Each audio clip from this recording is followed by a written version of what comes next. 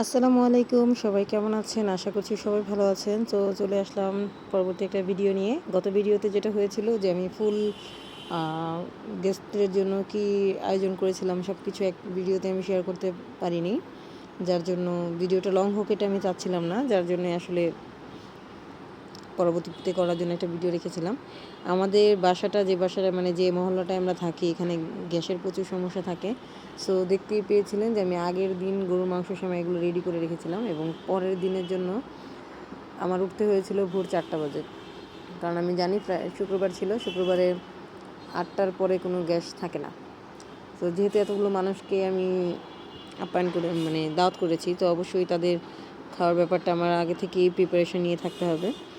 So ভোর 4টা বাজে উঠে সব কিছু রেডি করে নিয়েছিলাম। আগের দিনই আমি পেঁয়াজ ব্লেন্ড করে রেখেছিলাম এবং বাদাম বাটা সব কিছু রেডি করে রেখেছিলাম। সকালবেলা তো সকাল সকাল পেঁয়াজের বেরেস্তাটা করে নিয়েছি উঠেই।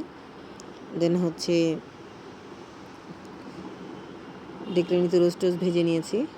আর সবচেয়ে বড় কথা হচ্ছে যে খুবই ভালো লেগেছে, কারণ আমি এর আগের ভিডিওতেও বলেছি যে এরকমভাবে কখনো আমার ফ্যামিলির কাউকে আমি একসাথে করি নাই।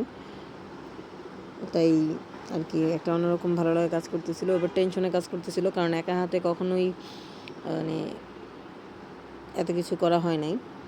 হয়েছে এর আগে একবার হয়েছে, কিন্তু তারপরও ফার্স্ট টাইম ভয় বেশি কাজ করছে, এখন একটু ভয়টা কম কাজ করতেছে, তারপরেও ট্রাই করছি। এখন খুব সকাল হয়েছে, সকাল সকালই কাজ করতেছি, টেনশন কাজ করতেছে কখন জানি গ্যাস চলে যায়। এই টেনশনে আসলে আসলে অর্ধেক মানে প্রেশারটা লো হয়ে যাচ্ছিল, তারপরেও কাজ করতে হবে, যার কারণে করছিলাম। আমি সব একসাথে মশলা দিয়ে এবং সস টস যা আছে টক দই বাদাম সব একসাথে দিয়ে তারপরে মশলাটা কষাইছি।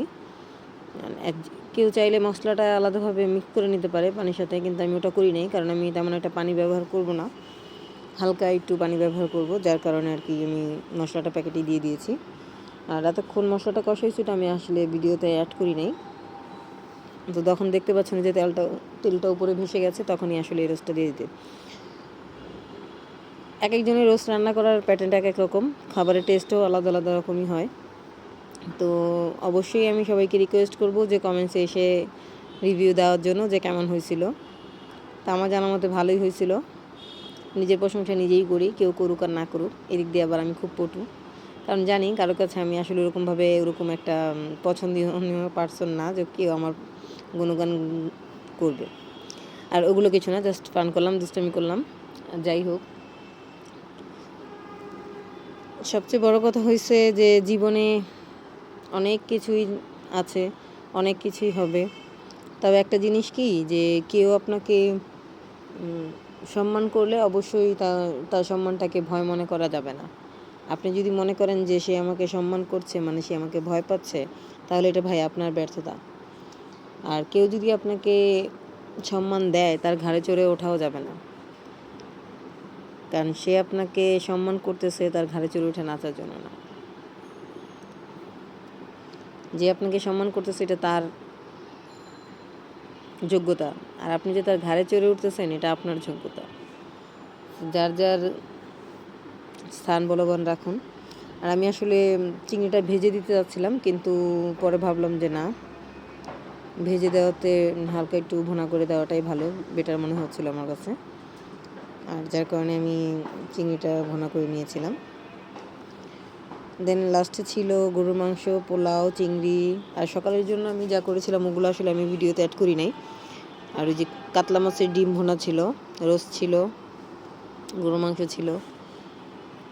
কাতলা মাছের ডিম ভুনাটাও ভালোই মজা হয়েছিল, ওটা আমি আসলে ভিডিওতে অ্যাড করতে পারিনি। আর সবচেয়ে বড় কথা হয়েছে দিন শেষে 1 কাপ চা না হলে আসলে জমেই না।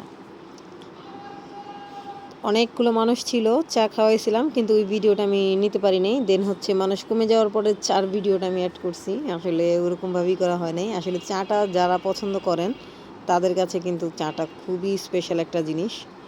আর এই যে দেখেন আমার ভাগিনা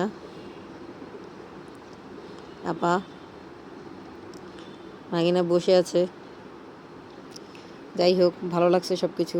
আর সবচেয়ে ভালো লাগার বিষয় হয়েছে চা আমার কাছে, বাকি সবার কাছে কোনটা কেমন লাগছে আমি জানি না, তবে চাটাই